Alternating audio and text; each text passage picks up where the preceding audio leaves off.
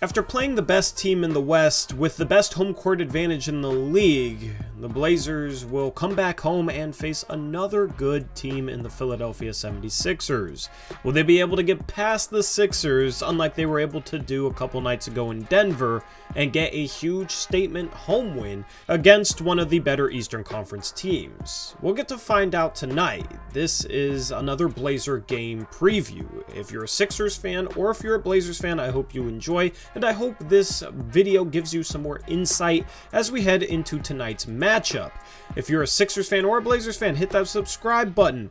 Obviously, this is a Blazers-based channel, but we will have a awesome NBA-oriented trade deadline stream on trade deadline day. We'll cover every trade, we'll have graphics for every team, and we will have live Twitter feeds live on screen, so you definitely don't want to miss that, so definitely hit that subscribe button. We'll have a post-game live stream after Blazers vs. Sixers later tonight as well. And if you're interested in more NBA content, check out NBA Uprise. The link to that channel is down in the description box below. Also, our game previews are brought to you by BetOnline. If you use the promo code BELIEVE, you can receive 50% rewards. Later on in this video, as I always do, I will have a spread pick, an over-under pick, and a parlay pick. Those are always fun, and it'll be an example of some of the action you can get on over on BetOnline. Now let's jump into things. We're going to start with the Sixers' last 10 games before we look at team statistics. The Sixers have won 8 out of their last 10. They've been on fire. No, they did not score 1,126 points against the Bulls. Let me fix that. But they have put up a lot of high-scoring nights. They dropped 147 points in regulation against the Pistons on January 10th,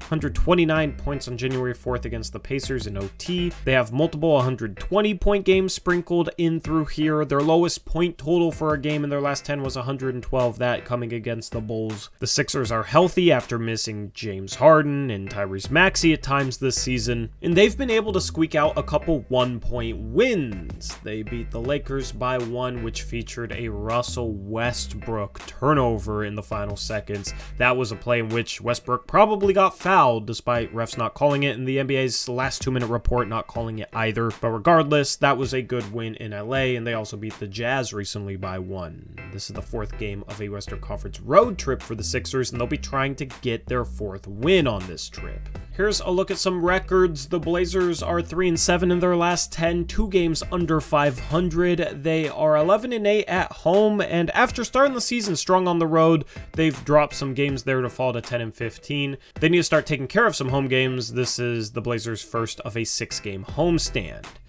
As far as offensive and defensive ratings go, the Sixers are top 7 in both, 5th in net rating. They don't play a fast pace, and they don't rebound the ball at a high rate. That is maybe an area where the Blazers can gain an advantage against the Sixers team that is efficient on both offense and defense. The Sixers also do a good job taking care of the ball. This is a really strong, well-rounded two-way team. Meanwhile, the Blazers do have a really good shot profile, as I've stated in previous previews. They don't shoot many mid-range shots. They get to the rim a lot, shoot a decent amount of threes, and they get to the free throw line at the 3rd highest rate in the league. As far as percentages go, the 76ers are one of the best mid-range shooting teams in the league.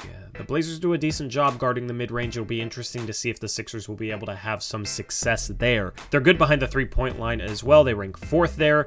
They don't really finish at the rim too well, though. 23rd. That is the one area where the Sixers are not efficient. Meanwhile, the Blazers, solid from 3, average at the rim, and bad from mid-range, average in free throw shooting. But overall, they are a generally efficient basketball team. That is partly due to their shot profile. Miscellaneous offensive numbers. The Blazers actually rank 6th in adjusted offensive rating. This is a better version of offensive rating. It takes a couple of different things into account, most notably strength of schedule. The Blazers have had a tough one, facing a lot of teams when healthy. For example, they played a relatively healthy Phoenix Suns team 3 times earlier this year. Now the Phoenix Suns are obviously decimated by injuries. The Blazers have had a tough road for their offense. They've had a lot of injuries themselves. This is one of the better offenses in the league, especially when they take care of the ball, because that has been a problem for them. They rank 28th in turnover percentage. They turn the ball over a lot. So as long as the Blazers can keep the turnovers down, they can score with the best of them. Of course, you got 3 very offensively gifted players in Damian Lillard, Jeremy Grant, and Anthony Simons. Now let's look at some defense. The Blazers are the worst team in the league at letting teams get to the rim.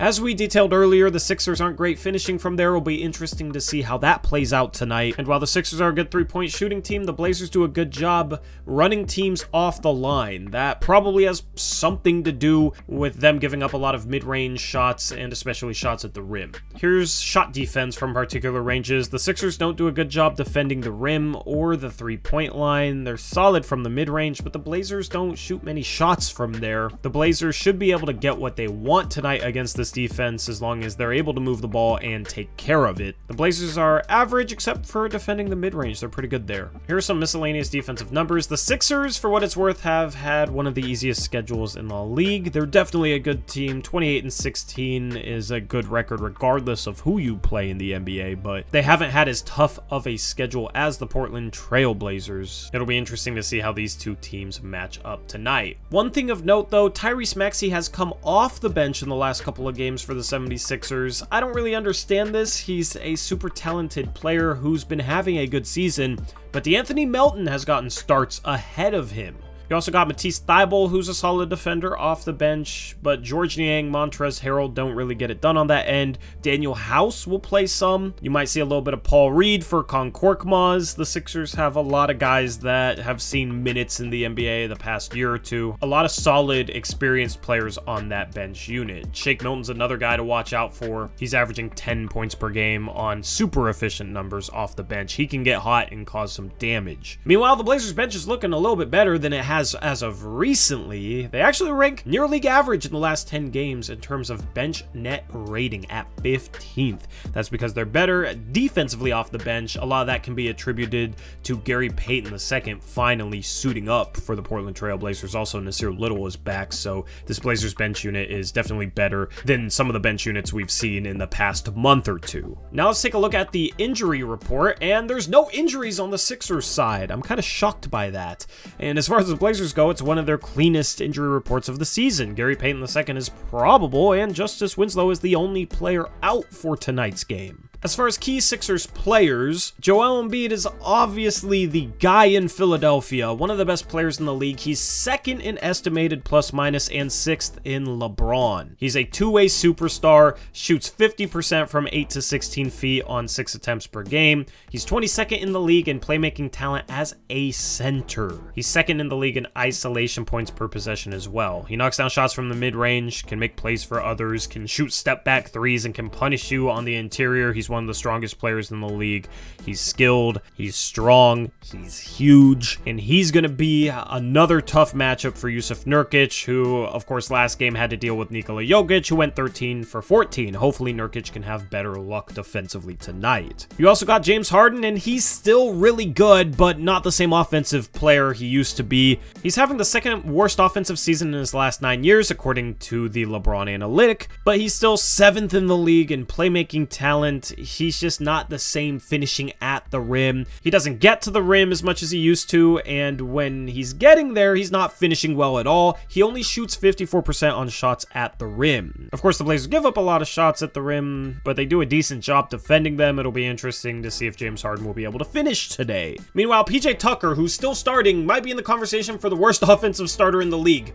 38% at the rim, and he never gets there. He doesn't handle the ball. He just doesn't do anything offensively. He's playing 27 minutes a game and averaging 3.4 points per game. If you gave me 27 minutes a game, I think I could put up 3.4 points per game. And that'd probably be because I cherry-picked on a couple of buckets. Like, I do not know how you average 3.4 points per game in 27 minutes. That's disgusting. And meanwhile, as I said, D'Anthony Melton is starting for Tyrese Maxey, and he's been a really good acquisition for the Philadelphia 76ers this year. They traded a late first-round pick last year to Memphis in order to get Melton. Melton ranks in the 91st percentile in defensive plus-minus, 98th percentile in passing lane defense. He has very active hands, and for a Blazers team that turns over the ball a lot, I wouldn't be surprised to see Melton rack up by at least a couple of steals today. He ranks in the 94th percentile in on-ball defense and 98th percentile in screen navigation, and when he's on the ball, he's going to give you a rough time. He's in the 99th percentile in pickpocket rating. So it's going to be really key for the Blazers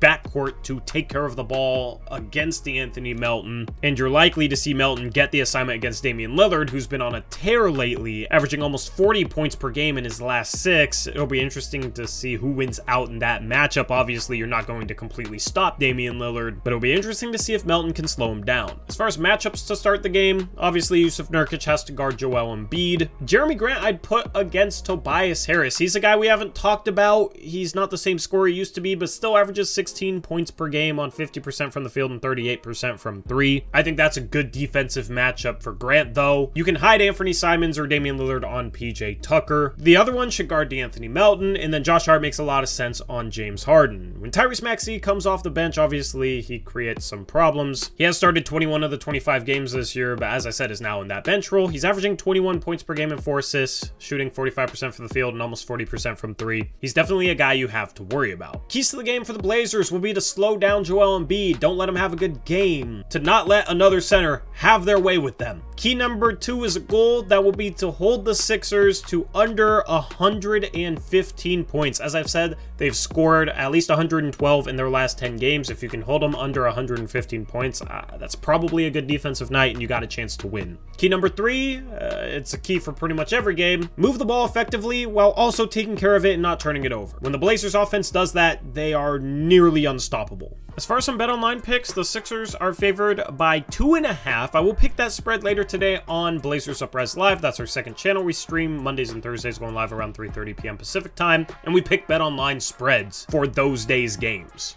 The Blazers game obviously is going to be one of those. We have a whole graphics package for them. Our mods pick as well. It's a lot of fun. You should check it out. But I will pick that spread on that show. Yes, this is a promo for the second channel.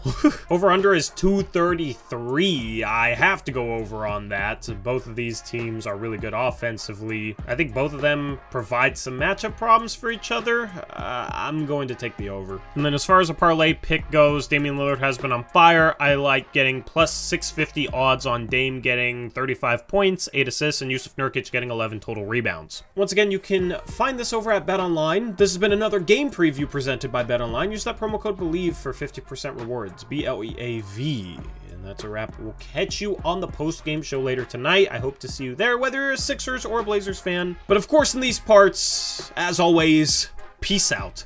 Go Blazers.